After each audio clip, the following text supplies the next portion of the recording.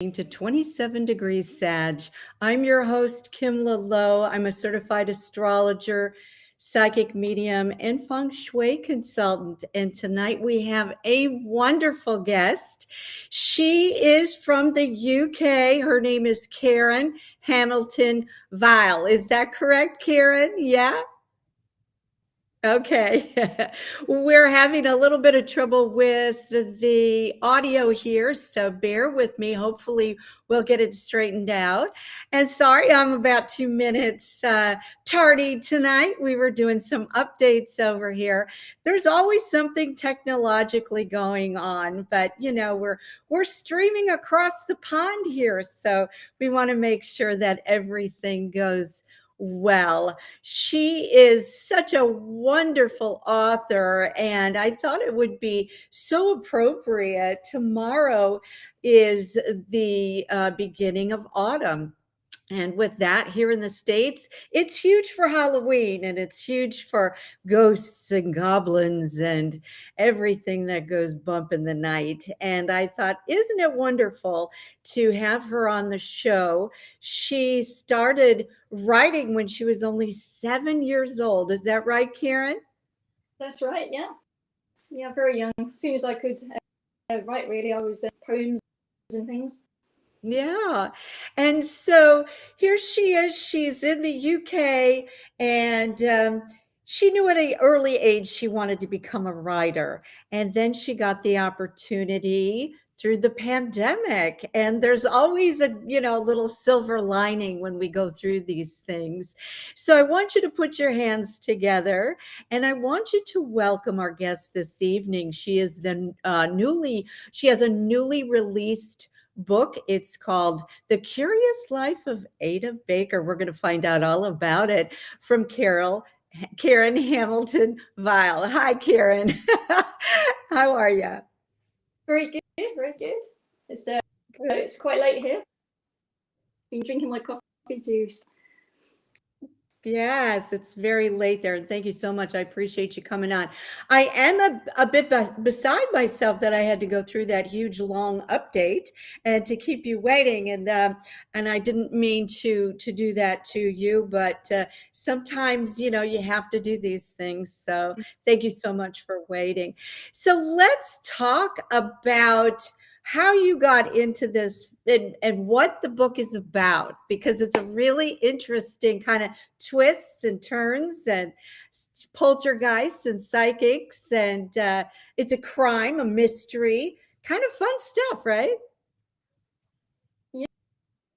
A psychic called Ada Baker who lives with three ghosts, one of whom, and one day she gets drawn into solving a local murder by the ghosts that she shares her home with. The idea for her to just pop along to the scene of the crime, have a chat with the murder victim, and could report it to the police. But of course, it doesn't turn out to be that simple. So convincing a skeptical detective of her abilities, and enroll some other ghosts as well to help her. So she can actually use their ability. Mrs. Entwistle, for example, she's a cook in life. She was an Edwardian. She can sort of draw on their ability. She can let them sort of inhabit her body, so that she cooking obviously not particularly useful when solving crimes, but the ghosts help her to find the answers to who actually did it. But it was inspired by some real ghosts as well, so that's what gave me the initial idea. I moved out of home into a flat for the first time, and it had a poltergeist. So he stayed with me, and he sort of became the sort of influence on one of my characters in the book that lives with Ada. But it was a really special experience for that time. I would think so. So you moved out You're on your own for the first time. And what did you notice that was happening that was, a bit scary and out of character? There were heavy footsteps to start with. That was quite a, can't even say the word, phenomena. And coming up the stairs, because we were on the top floor of the flat, there wasn't anybody downstairs. And you'd expect to hear the flat door open, but it never done. It set the fire alarm off in the middle of the day when there was no cooking or anything else to set it off. Mirror across the room. I did think I saw him once in the bathroom, but it was a little bit sort of corner of the eye. And also the most spooky Home Alone, and I had a long sleeve t-shirt hanging on the back of the door, and the arms of the t-shirt lifted up. Obviously, being 19, I was very scared. I ran over, pulled it off, jumped up and down, went a few times down to get out for the day, and didn't go back to the evening. But it was a special experience. I miss it in an odd way now because it was so unusual to experience something like that. And I sort of made my peace with it because I said, look, I acknowledge you're here and for us to go. And it sort of quietened down after saying that to it. I feel it made a difference doing that. Wow. I've had several other experiences with ghosts in my life as well. But do you think that they're attracted to you somehow, or is it just that, you live in England and, England is so rich with the past. And I mean, there's so many spirits and ghosts that inhabit these older homes. Do you think that they're attracted to you, or do you think that you may have, a gift that you can see them? So I was talking to a psychic last year, I think it was, and she said, no. She said, maybe you're intuitive. I said, well, perhaps. But it was quite late, 19 years old, really, to experience that. But yeah, I think it's partly because, so one of the other ghosts I saw was at Mitcham Priory, down in Sussex, and it's that priory that got taken over in the 16th century. And I was flat one night when I heard these really loud noises like dragging furniture. My husband didn't hear it the first night, but the next night I said, you've got to be able to hear that. He said, yeah, of course. I went around the flat trying to find what the noise could be because it's in an L shape. I went to the far end, back again, and my husband said, did you feel that? And I said, no, what? He said, a whirlwind going around her head. No, but as soon as I said no, the same thing happened to me, and this whirlwind just went around my head.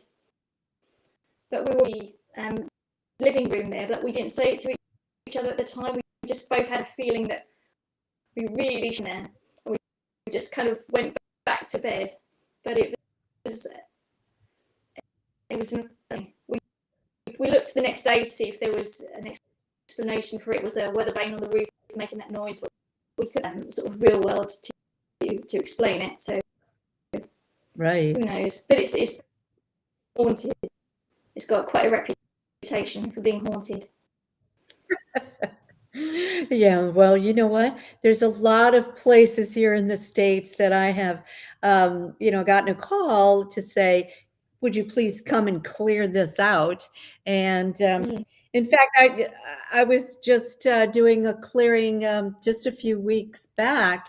And as we walked in, I was with another friend of mine who does the same thing that I do, from the Indigo Door, Marissa. She's a wonderful gal.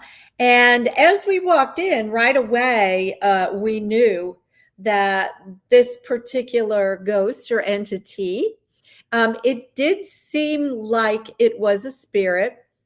Sometimes I feel as though there's leftover patches of energy that are kind of brought together, and they're kind of a conglomeration of energy.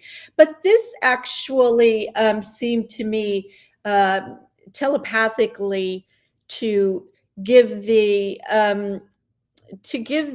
background that it was a male and that it was guarding the door of this particular house. And sure enough, as soon as we went in with everything that we had for our tools that we use, the particular spirit, it was like dark, like you say, they just catch your eye, you can see them moving, and it's like a shadow, right? Yeah, that's what he was like. He looked like he was a window when I saw him. Yeah, Yeah. yeah. Kind of. So it looked like a shadow. So he kind of moved into another area of the house. And I thought, okay, I'm going to clear this area that you were in to make it a higher vibrant frequency. And then I'm going to go over there. I opened the door and I said, you are free to go out if you start to feel uncomfortable, because once you start raising the vibratory rate, of the frequency around you, they get very disheveled because their energy field starts dissolving. So they feel very uncomfortable, and they're not they're not as powerful as they were before, and they can't really do what they wanted to do. But anyway, as we went through the house again, um, it was very telling, because there were little curtains on the door that I had opened, and as soon as I went into the place he was and I started to raise the frequency, boom, that door, I mean, it was open a little bit, but it flew open and the drapes were going back and forth. And it was just like, well, I guess he's on his way. So, you have to kind of have a playful a little bit with this, when they're around. And that the thing that I hear a lot is that some of them are very mischievous. And do you have that experience as well? I get from them sometimes. Excuse me. That yeah, they like to play tricks sometimes, jokes and things like that. I don't have a particular story of a joke, but it's just a. Yeah. So when it's kind of another a fascinating tie-in with your book, because you're asking spirits on the other side to kind of help you solve this crime you know of a murder. And so one of those things actually happened to a colleague of mine.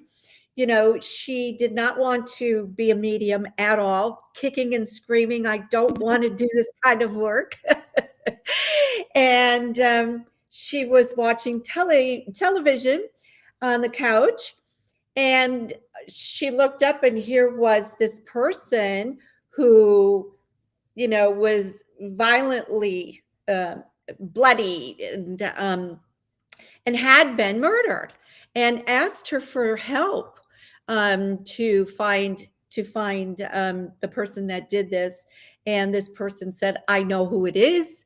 You have to help. And this actually happened. Fantastic. Yeah. A lot of the books I've read about psychics, they help the police with investigations and things like Yeah. that. I read one by a psychic and interviewed him because I thought it'd be interesting to find out a bit more about him. And at the end of the interview, and he said, I'm having trouble. Who should I go to? And he predicted it should be a publisher in Cambridge with and the person in charge would have a KLC name, and that actually happened. So I managed to find Fort Milner in Cambridge, and there was only 2 fiction. So I thought it was quite interesting that he was accurate on that. Right. I was involved in 2 investigations myself. one I can talk about. And it was quite interesting.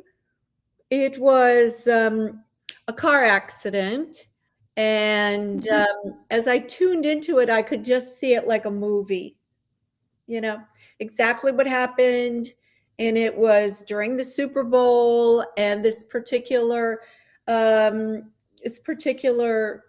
um, young man was watching in the tavern. He was watching the football um, game. And what happened is, in the middle of the game, there's a halftime. And so he was on his way over to his girlfriend's house. And I think he had too much to drink. And there was a fork in the road, and he hit it head on. Um, but what was very curious about it was that the door was open. It didn't seem like there was a lot of trauma to the car. Um, and there was no sign of the body. Nothing. No, he was not there. So when I got the call, it was probably about 2 weeks after the event, the accident. And as I was tuning in, I saw exactly what was happening. And to try to, um, when you put yourself in that, when you when you make yourself vulnerable and you give permission to see what was going on, and you see exactly, he was very shooken up, and he did not know that he was injured, that he had internal injuries. But what happened is, he wasn't that far from the tavern, and he thought if he cut across the field, he could make it back to the tavern. Right. And unfortunately, it was in the winter, and those 2 weeks it had snowed, and so they could not find the body because it was in a field. And I described exactly what he was wearing. And I said, has there been any intense weather in the last 2 weeks? And they said, yes, we had like 3 inches of snow. And I said, well, that's why you would not be able to see his body. But I told him exactly where it was. And they did go there, and they did recover the body. So the intention was for him to go back to his girlfriend's house. Yeah. So what happened was, when he was crossing the field, his spirit left his body. And the next thing I saw when I was tuning into him is he was sitting next to his girlfriend watching the football game with his girlfriend, and trying to talk to her, and trying Oh, to wow. and trying to say, I'm here. And he was getting so frustrated, because she was getting frustrated that he never called, he didn't show up. And he was like, but I'm right here. And he was trying to make things fall on the floor. He was trying to do things. And so in that moment, I myself felt such a frustration, how that must feel, when you had no idea that you had crossed over. Number one, you didn't want to. Number two, it wasn't like a long sickness where you had any kind of, any kind of a setup where, oh yeah, this is, coming at some point. So it was very quick, and he just popped out of his body.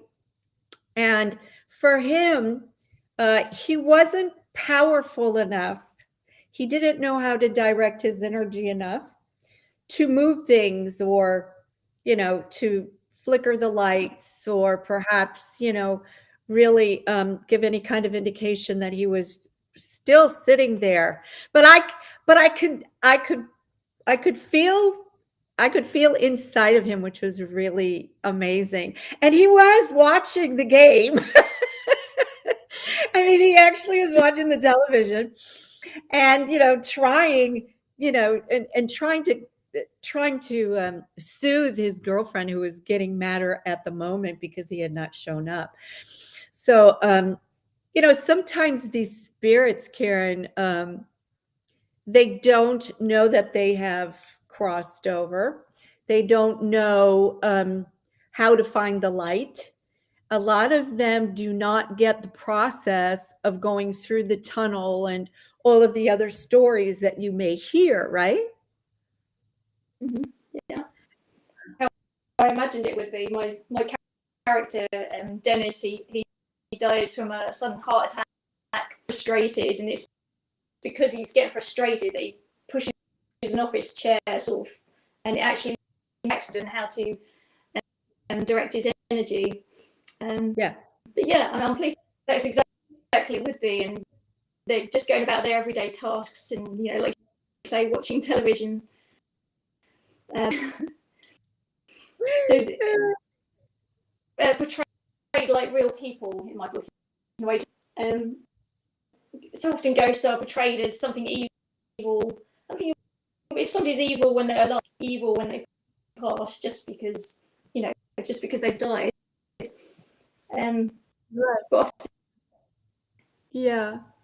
The great thing, I think, is for people to be aware that when you do pass out of the body, you still have compassion, you still feel the love, you still feel right and wrong, you still feel the need to communicate. And um, so many times, when I do this other type of work of mediumship that I do, um, it's one of the things where people will have a very guilty conscience if, let's say, they passed by their own hand, um, or they've hurt someone in the process of their passing, and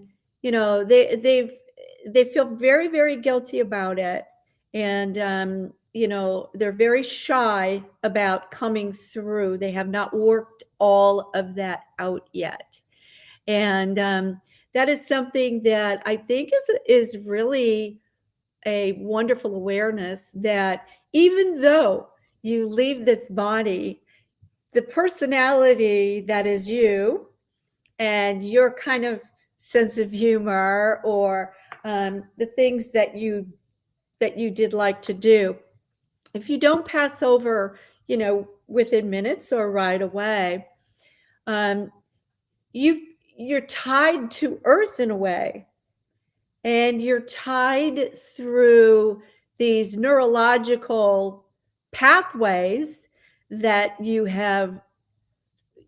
familiarized yourself all of your life, like eating, drinking, smoking, going to your favorite bookstore, or your favorite pub, or um, you know and you, because you're not in the body, you can't really partake in those things, but you want to be part of the group anyway. So, you kind of want to live, they do want to live vicariously or be close to those people that are doing the things that were so familiar to them, right? yeah, and my psychic Ada, she's whenever she makes a cup of tea for herself, the ghosts in my novel like to be included as well in sort of the everyday things, makes them feel close. They're being acknowledged and included in things. Like, Exactly. Yeah, exactly. So the funny part about it is that these particular spirits that that have, let's just say, for one reason or another, have not crossed over. mm-hmm. It is possible for you to help them cross over, through prayer, through intention, through light, through the direction of light for them, so that they can go ahead and pass over and cross this particular dimension into the next. So yes, you can definitely help them do that if you feel as though, let's say, they're stuck, or they're not knowing what to do next. Um, but there's other there's other spirits that that refuse. They don't want to change. They don't want to go to the light. They don't want to leave Earth. They don't want to do any of those things. And so I don't know if it's a part of them, whether whether they are splintered and there's just a part of them that stays behind, perhaps. But they're here. Some are here for decades, centuries. and and people see them as an apparition, and I'm sure this happens all the time, in England, right? Yeah, I mean, I remember reading stories about Roman ghosts. You couldn't imagine, could you, being stuck here for 2,000 years or more? But certainly lots of. But, a lot of people say to me, "Oh, why aren't there any modern ghosts?" I said, "Well, how would you in clothes walking down the street? You wouldn't know they were any different from anybody else." Because ghosts are always transparent, as people suggest, are they can appear like a living person. But yes, England's certainly got a long history, lots of ghosts, lots of castles. Often in my day job, I work at historic sites, running history displays, and I've been to stay in quite a few of the big UK castles when I've been working, even though I've stayed on site overnight, which was a bit disappointing. Well, I have to say, since you are in the UK, I am terribly sorry about the passing of the Queen. I know that was a huge, huge celebratory in mass country, funeral for the Queen. We were all very interested here in our country as well. And, she was the queen of the world, so to speak, at, for so long. And how do you feel about all of that? I think it's very sad. I'm not a huge royalist and did a lot of great things for the country. I watched part of the funeral, and like many billions of people were supposed to have watched it, but yeah, it's a very. I don't have any particularly strong feelings about it. Like some people, a lot of my friends were very surprised. They weren't expecting it to happen. Yeah. And because she had reigned for so long, so many thought, well, if she did pass, she'd probably be, a piece of her would still be an apparition at Balmoral, at least. But time will tell, right, Karen? Yeah, certainly a lot of things have been seen at various historic castles and things. Anne Boleyn. Anne Boleyn? Yeah. I think Anne Boleyn, yeah, one of Henry VIII's. She's seen quite a lot, I believe. And I think exactly who. Richard II, I think I might have heard of haunting a site before. So it's a great to have, certainly. Right, right. And so, when you go through all of the spirits and you go through your research for writing a novel like you did, which is, congratulations. That is such a wonderful project to finish. We all start something, but to finish it, get it published, and get it out there is really an accomplishment. So congratulations for that, and the best of luck to you on your first novel. But when you're doing the research for this, how long did it actually take? I know you were writing it, during the lockdown and everything, but how, did it just, were you just channeling all the information? You got this idea and you said, I'm going to run with it. Did it, did the book just unfold and come out of you, or, did you have to piece it together? I thought been interested in sort of paranormal topics over the years. So to start this book, I didn't do a lot of research. I've done quite a lot since, more and more about various different subjects, but it just sort of came quite fully formed, just popped into my head. This idea of can use other ghost abilities. She's also got retro something and see events that happened in the past and things like that as well. It was sort of all there in my head, and I just wrote the idea down. Within a few months, I'd written the whole book. I set myself a target.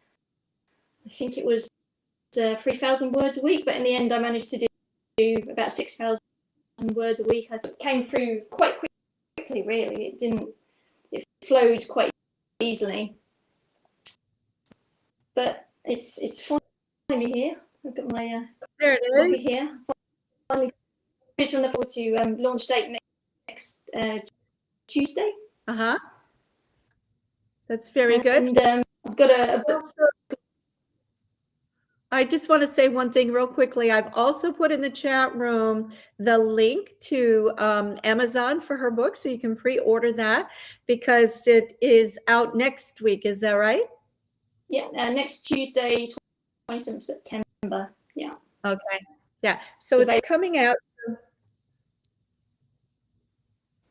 So you can go ahead and pre-order it. Yeah. Yeah, my friend has ordered one. She said hers is being sent out already to her book. I think they should arrive soon, hopefully. Yeah. Well, that's great. Yeah. It's just such a fun little kind of twist about having a psychic, like in my circles that I travel in. We all have, intuition heightened, and there are no boundaries in that, whether it's healing energy or whether it's talking to someone on the other side to initiate a healing from the heart, or even information that's coming through. So, and I know there's a lot of these paranormal groups that go in to solve certain cases, or to do certain things. And a lot of times you will find, and I'm going to ask you this question: have you ever seen orbs? Really love to see. I've not seen an orb, but I really, really love to see one. Partial apparitions, I think, like the dark figure. And once when I was in, she was doing the Sunday tour, which is their extra long tour, and they're very old. I think to Saxon times or even Roman times, quite a long way. And it's just sort of hanging about a bit, sort of taking in the atmosphere, and I saw a pair of feet as I was walking in front of me, and I thought, oh, that's a bit odd. Looked to the side, and then there was nobody there, but it was a pair of feet. There was a pair of feet there. Yeah, we were somewhere there's pool or something like that, and there's a ghost story connected to it. So perhaps it was putting it in my mind, but there's a sort of, dead end, I think, beside me. So I don't think a living person could have gone here. So who knows? But I'd definitely love to see. Yeah, the orbs are really they're quite amazing. When I first saw them, I always thought, oh, well, there's a glint or a sunlight or something like that. But when I was in the UK, we were in Glastonbury, and we were seeing, unbelievable colors, and they were trails of them, and they were blues, royal blues and turquoise, and these beautiful colors. and they were putting on quite a show. And I loved seeing that. And we had a great kind of a round table as to who we thought, they were, what energy they belonged to, and what group, and that kind of a thing. And then when I was in Ireland, I saw so many little fairies, little wee people. And Oh, right. have you ever seen any wee people? I haven't, no. My friend mentioning on her podcast the other day that she'd seen a wee folk here. It's something I do, historic work. We were doing the history of fairies and folk, and it's a fascinating topic to read about, especially things like, because boggarts sound so similar to poltergeist. I just wonder if all these stories about the connected somehow. They're all the same phenomena. We give different names to them, perhaps. Yeah, exactly. Um, and the poltergeist energy is quite powerful. It can be quite moving, quite powerful, quite alarming, whenever it begins. And the poltergeist energy is very hard um, to kind of dictate exactly where it's coming from. I don't know if you've had that, in your experience with your poltergeist, but it's almost like, is it coming from me? Is it coming from them? Who's it coming from? And if I move, does it stay there? Does it come with me? There's a lot of questions about that, right? Yeah, I mentioned about the t-shirt sleeves going up. There was a tremendous sort of in the air, like the feeling you get before a thunderstorm, like it's just about to break. It was very, and I could just feel it there. It didn't feel like normal. I don't think those things happened when I wasn't there. My friend who was staying there, she experienced. I think he was connected to the flat rather than me personally. He certainly didn't come with me. Mm-hmm. But it's an interesting theory, isn't it? That it in particular. I mean, I was the right sort of age. I was 19. People think it, particularly young girls, don't they? That can cause this energy and create it in some way. On the idea of it, but I did have a feeling that there was an intelligence behind it. Just random things happening. It felt like somebody was there. It felt like someone was there. Yeah. Yeah. Yeah, that's exactly how it feels too. When you've got that strong poltergeist energy, a lot of times people, when they do cross over, they can cross over in a very violent way, or they're holding on to anger, or they're holding on to fear. And a lot of times that's what's being expressed. Because, like I said before, after you lose your body, there's an awareness that you still have all these emotions. I mean, you still have the love, you still have the anger, you still have a lot of these emotions that are trapped in your energetic field.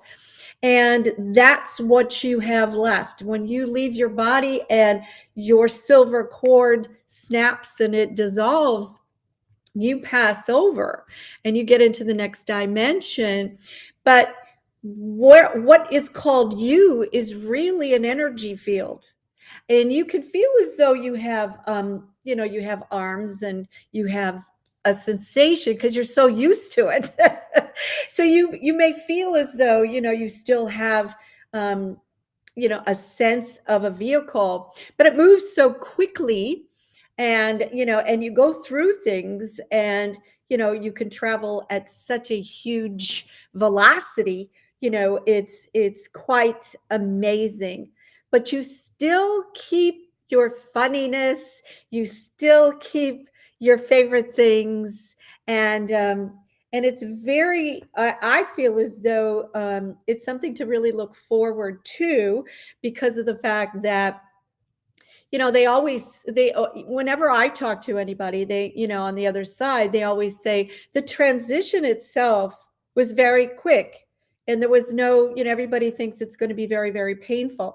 It's extremely painful on this side.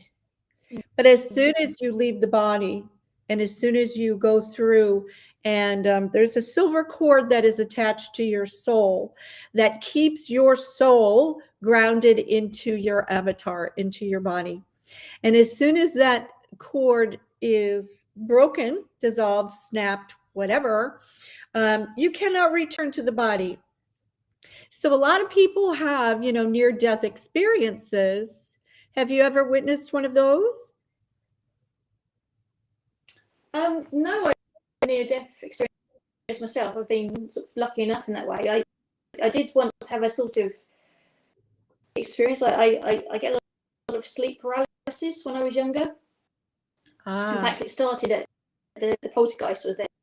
I don't know if that's coincidental or not. And usually experience with dark figures sort of coming into the room, your body's paralyzed, so you can't move. I've had that, by the way. Yeah, I know what you're talking about. Scary. I had one where I get out of my body and sort of crawling along the ceiling, and other ones where I sort of float out into the room. And it's just when you get these sort of darker figure, it's always quite menacing and quite scary. Sort of gradually faded away over the years, so it's not something I have so much anymore. Right. But ability, don't they? Once they've had a near-death experience. Yeah. Well, the near-death experience, some people, let's just say they're on, you hear a lot of them where they are having an operation and they're on the table and they float out of the body and they can see everything that's going on. And then they report, afterwards that they came back into the body, and they'll report to the nurse or whatever the conversation that was said and what was happening at the time and how it was handled. And everyone is quite shocked that, yes, indeed, everything was validated, that that's exactly what happened, but they were supposed to be under sedation or anesthesia or whatever. But the thing is that it's so important that you can come back into the body as long as that silver cord has not been snapped. So, but the paralysis that you're talking about, that is quite I haven't thought of that a long time. But yes, I have experienced that. And it was when I was a teenager, by the way. So we must have a vulnerable, when the hormones kind of fluctuate a little bit, it must leave gaps in the energy field to where, these things we're vulnerable. These things can come and visit or put us on pause or whatever. But I do remember being paralyzed. I couldn't move to save my life.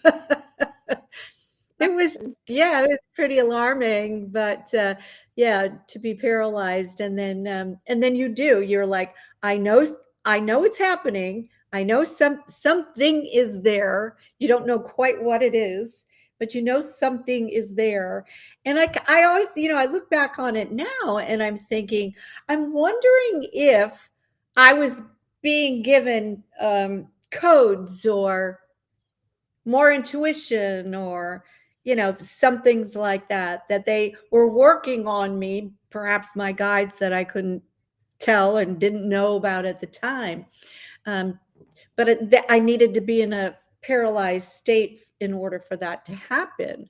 Now that I think about it, right? You always kind of reflect on those things, and think about that, but yeah. Do you have any loved ones that have passed?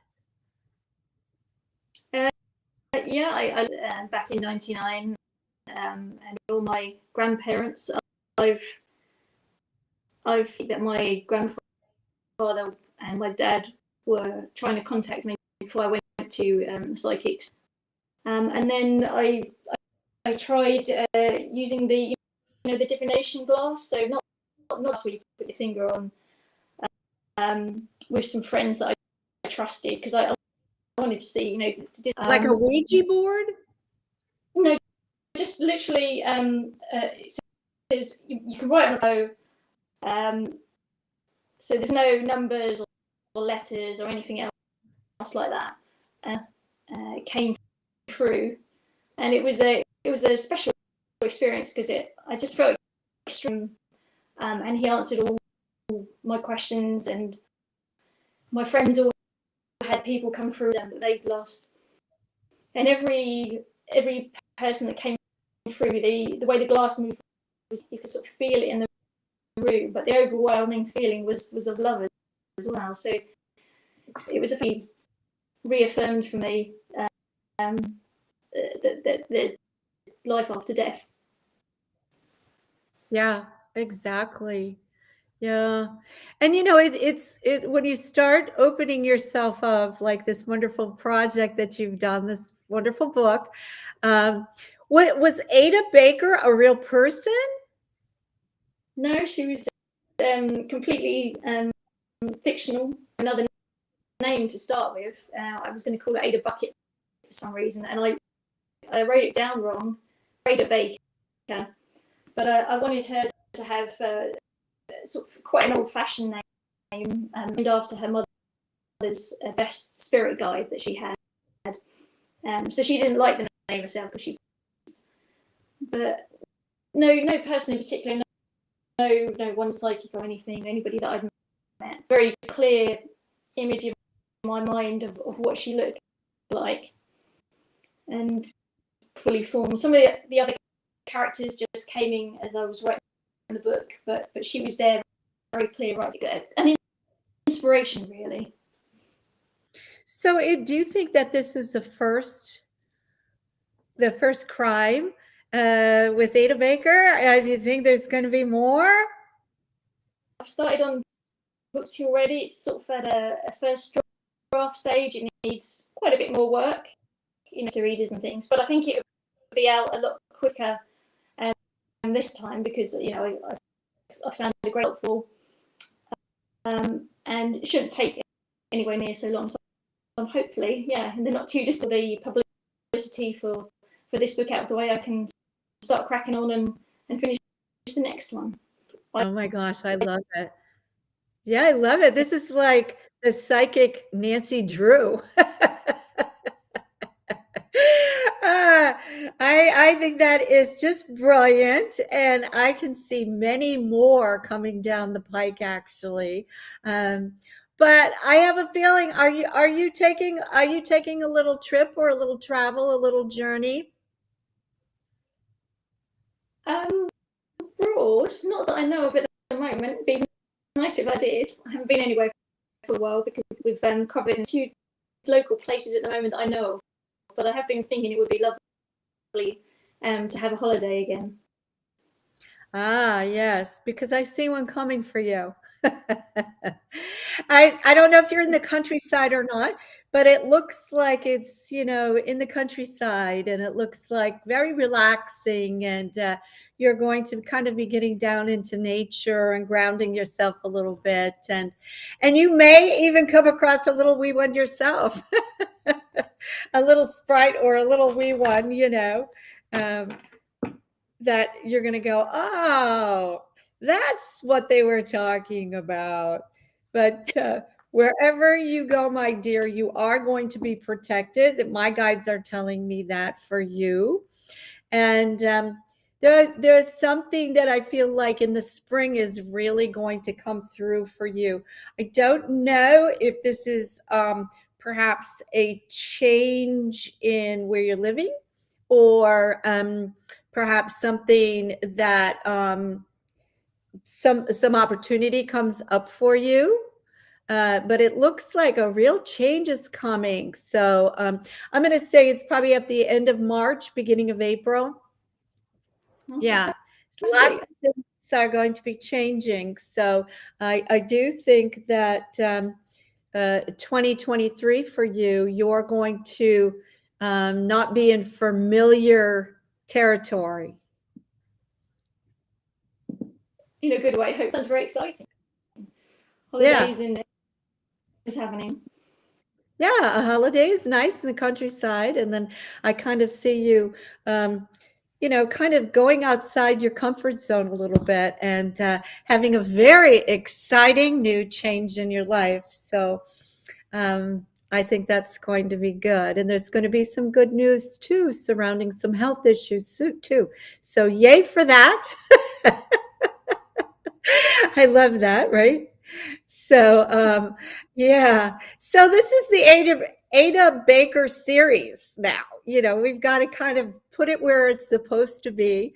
And she solves these crimes, and she's a psychic, and she has her posse, which are, the resident ghosts that help her solve these crimes. And it is just a hoot. You've got to get the book, or put it on the list, and for pre-purchase on Amazon. And I also put the link.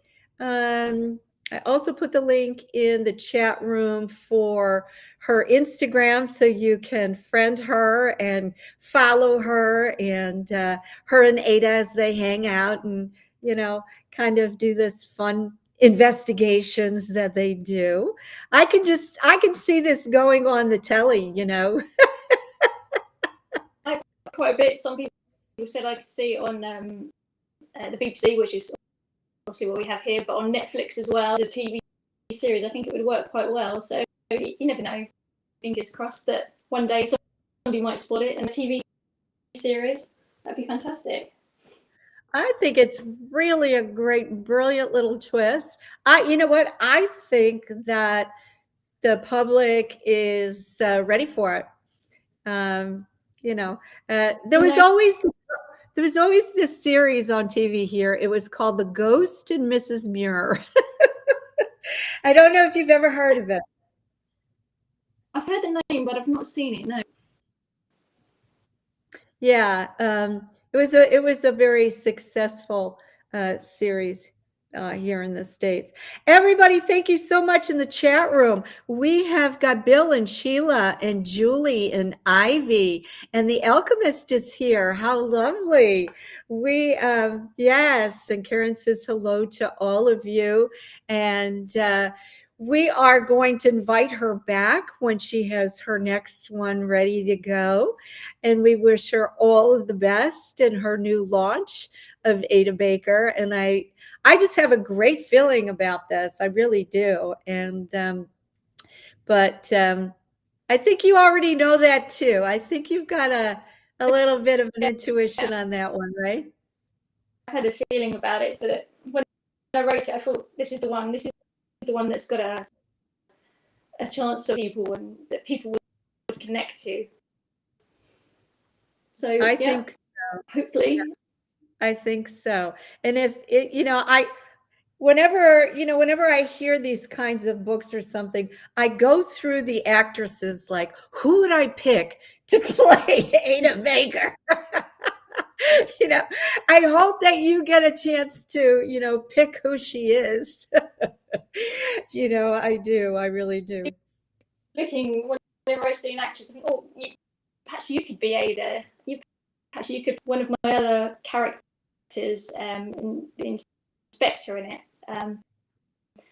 I keep being Gnostic in that. I don't know if you know him. He's quite a famous British actor, but he's just bizarre. So yeah, I sort of been picking out imaginary cast members for a future team to do.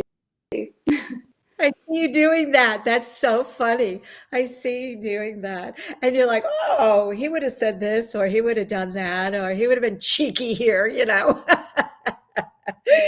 Yeah, that's perfect. I love that. I love that. Well, is there anything else that you would like to tell our followers out there, how they can follow you, or where else you're going to be? Let's go over your opening again. I know it's in the UK, so it doesn't help us here stateside, but it's on the 27th of September, and which is having a book launch in Colchester and in Essex on the first Haunted Inn. So that should be fun. I thought it'd be a great place for a book launch, and also that day I'm practicing my hand to do that. But it's going to be next week, and then the following week I've got a book Instagram tour on various different people, which I'm looking forward to. Never done that before. I'm mostly on Twitter. I'm gonna write it down so I can remember. At Fantasy Karen is the most. I'm on there virtually every day. But I'm on Instagram as well, and I have my website, which is just my name, www.karenhamilton-viall. And I'm always happy to have a chat if anybody wants to drop me a message or send me anything they want. Yeah. Very good. And we're going to have this technology issue straightened out next week, too. And I have a wonderful guest lined up, and we're going to be talking about crime on the internet. So it's really going to be something else. So make sure that you all tune in next week for 27 Degrees SAG, right? Broadcasting from the Galactic Center. I'm your host, Kim Lowe. And if you'd like to have a session with me, you can go to my website, kimlalowe.com. Thanks again, Karen. I think the book is smashing, and I know you are going to be very successful. Thanks for coming on the show and staying up so late for us. We sure do appreciate you. Thanks for having me. It's been brilliant. Thank you. Okay, until next time, may the angels protect you and guide you. Good night, everyone. Thank you.